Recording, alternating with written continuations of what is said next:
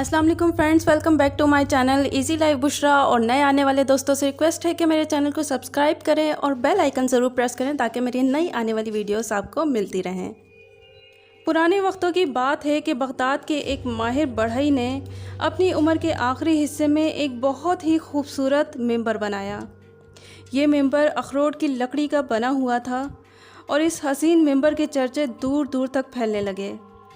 यहाँ तक कि बगदाद आने वाले हर अमीर शख्स की ये ख्वाहिश होती कि ये मिंबर मुझे मुंह मांगे दामों फ़रोख्त करो ताकि मैं उसे किसी मस्जिद को अतिया कर सकूं। मगर उस बढ़ई का एक ही जवाब होता कि ये मिंबर मस्जिद अक्सा के लिए बना है और वहीं सजेगा। उस वक्त मस्जिद अक्सा में ईसाइयों का कब्ज़ा था, तो लोग मस्जिद अक्सा फ़तह करके उसमें लगाएगा।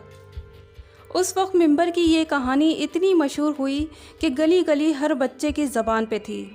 आखिर ये कहानी एक बच्चे तक पहुंची जो कि उस वक्त 7-8 साल का था। उस बच्चे ने अपने दिल में ये ठान ली कि क्यों ना मस्जिद अक्सा आज़ाद करवाने वाला वो बहादुर इंसान मैं ही बन जाऊं।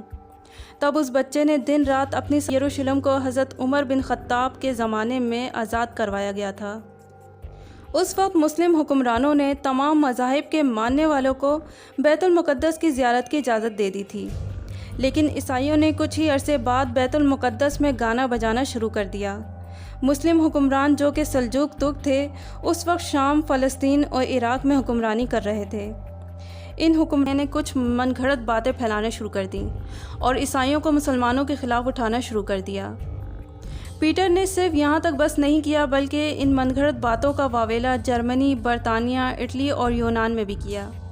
यहाँ तक कि 1095 में फ़्रांस में एक कॉन्फ्रेंस भी की जिसमें उसने ईसाइयों पर ज़ोर दिया कि वो सब इस मुक़द्दस और 42 दिनों के बाद ही मुसलमानों ने अपनी जद्दोजहद तर्क कर दी। ये भी कब्ज़ा कर लिया गया, लेकिन मुसलमान हुक्मरान कमज़ोर हो चुके थे, इसलिए वो कोई मदद फराहम नहीं कर सके। इन सब लड़ाइयों में तराबलस में मुसलमानों का नायाब ख़जाना भी ज़ाया हो गया, जिसमें इल्म दानिश, फ़लसफ़ा और साइंस के मौज़ूआत पे कोई 30 लाख किताबें मौजूद थीं। पहली सलीबी जंग के बाद मुसलमानों को मुत्तहिद करने की कोशिश बेकार नज़र आती थी। उस वक्त इमादुद्दीन ज़ंगी के बेटे नसीरुद्दीन ज़ंगी ने इराक़ और शाम के कई इलाके फ़तह किए, लेकिन अब भी उसके पास इतनी फ़ौज नहीं थी कि वो यरूशलेम आज़ाद करवा सके।